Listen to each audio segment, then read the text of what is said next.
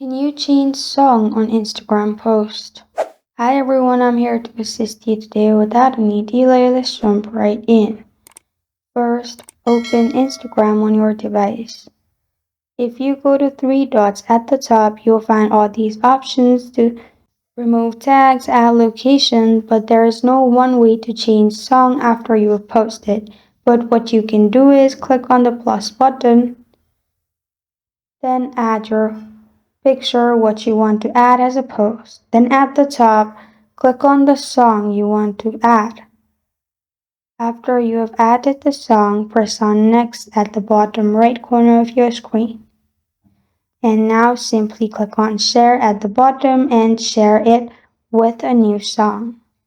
This is how to change song on Instagram post. Thank you for joining me today. If this video helps you out, please leave a like and subscribe for more. Got a question or want to suggest a topic? Comment below. Thank you for watching.